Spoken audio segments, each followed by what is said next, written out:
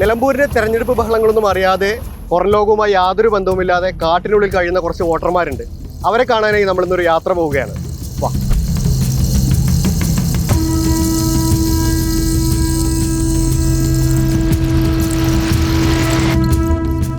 ഏഷ്യയിലെ തന്നെ ഏക ഗുഹാവാസികളായ ആദിവാസി സമൂഹമാണ് ഈ നിലമ്പൂരിലുള്ളത്. ഇവിടെ തന്നെ ഇവർ 70 കുടുംബങ്ങളിലായി 250ഓളം പേരുണ്ടെന്നാണ് കണക്ക്. ഈ യാത്രയിൽ നമ്മുടെ കൂടെ ഉള്ളത് ഇവർ 3 പേരുമാണ്. Ration inspector Abdul Majeed sir, അതുപോലെ തന്നെ കുടുംബശ്രീയുടെ ട്രൈബൽ പ്രൊജക്റ്റിൽ നിന്നുള്ള ജിജു, അതുപോലെ തന്നെ മൊബൈൽ റേഷൻ കോൺട്രാക്ടർ ആയിട്ടുള്ള ഈ വണ്ടിയുടെ സാരഥിയും കൂടി നമ്മൾ ഈ ദുർഘടം പിടിച്ച പാതയിലൂടെ കൊണ്ടുപോകുന്ന നിഷാൻ. ഞങ്ങൾ 4 പേർ കൂടിയാണ് ഇന്ന് ഈ യാത്രയ്ക്ക് പോകുന്നത്.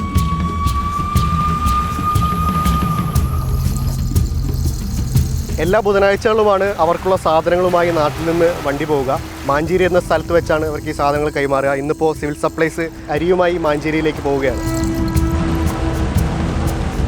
ആനയും പുലിയും കടുവയും തുടങ്ങി അങ്ങനെ ഒരുപാട് വന്യമൃഗങ്ങളുള്ള കാടാണ്. ഈ കാടിലൂടെയാണ് ഈ സാധനങ്ങൾ എത്തിക്കാനായി ഇവർ യാത്ര ചെയ്യുന്നത്. പലപ്പോഴും കാട്ടാനയുടെ മുൻപിൽപ്പെട്ട് ഒരുപാട് സമയം നിൽക്കേണ്ടി വരലുണ്ടെന്നാണ് ഇവർ പറയുന്നത്.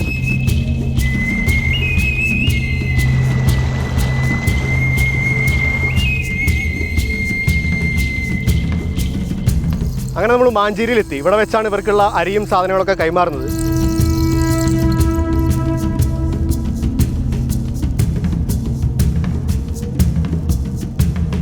ഇവരോടൊന്ന് ശേഖരിക്കുന്ന അരിയും ഗോതമ്പും ഒക്കെ കൊട്ടകളിലാക്കിയിട്ടാണ് ചുമന്ന് കൊണ്ടുപോകുക. 4 മണിക്കൂറോളം സഞ്ചരിച്ച് വേണം, കാട്ടിലൂടെ നടന്നു വേണം ഇവരുടെ വാസസ്ഥലത്തേക്ക് എത്താൻ.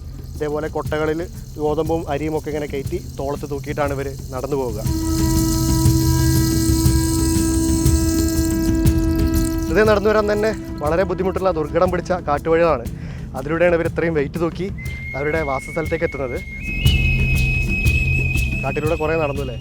ഇനി നിങ്ങൾ തിരിച്ചെത്തുമ്പോൾ എത്ര മണിയാവും? 6 മണിയാവും. ഇതുപോലെ എത്ര ദൂരം നടക്കണം ഇത് തൂക്കിയിട്ട്? ഒരു 7-8 കിലോമീറ്റർ നടക്കണം സാർ. ഇടയ്ക്ക് ഇറക്കി വെച്ച് വിശ്രമിക്കുമോ? അങ്ങനെയൊക്കെ ഉണ്ട്. മഴയൊക്കെ പെയ്ത നനയില്ലേ?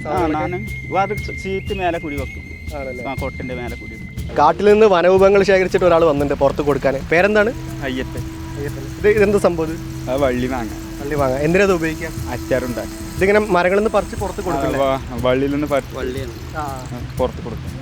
ഓർഡർ പറയുന്ന ആൾക്ക് മാത്രമേ കൊണ്ടുപോയി കൊടുക്കുന്നുള്ളൂ. ഈ കൂട്ടത്തിലൊരു പ്രായം കുറഞ്ഞ ആളാണ്. പേരെന്താണ്? അനൂപ്. അനൂപ്. പഠിക്കുന്നുണ്ടോ? എവിടെയാണ് പഠിക്കുന്നത്? വയനാട്. എങ്ങനെയാ സ്കൂളിലേക്കൊക്കെ പോലെ? എങ്ങനെയാ സ്കൂളിലേക്ക് ഇവിടെ തന്നെ ബസ്സിൽ?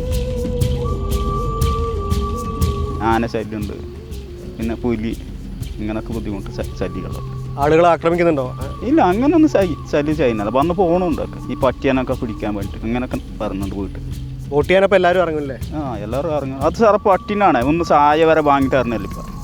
അങ്ങനെയൊക്കെ ബുദ്ധിമുട്ടാണ്. ഞങ്ങളെ കൊല്ലം വോട്ട് കൊടുക്കുന്നുണ്ട്. പട്ടിനാണ് പറഞ്ഞത്. നമ്മളെ ബുദ്ധിമുട്ടിനൊന്നും ചെയ്യുന്നില്ല സർക്കാർ. വീടില്ല നമുക്ക്. ഈ ആന ശല്യമുള്ള റോഡാണ്, കാടില്ല. ചില സമയത്ത് ആന ഉണ്ടാവും വഴിയിലൊക്കെ. പെട്ടെന്ന് പോകാൻ കഴിയില്ല, റോഡ് ബുദ്ധിമുട്ടായിട്ട് കൊണ്ടുപോയൊക്കെ ആയിട്ട്. നിങ്ങളുടെ പാലത്തിൻ്റെ കാര്യം പറയാനുണ്ടോ? പാലത്തിൻ്റെ കാര്യം പറയാനുണ്ട്. ഇവിടെ 2 തൂക്കുപാലാണ് ഇവിടെ വേണ്ടത്. ഒന്നും നടന്നിട്ടില്ല.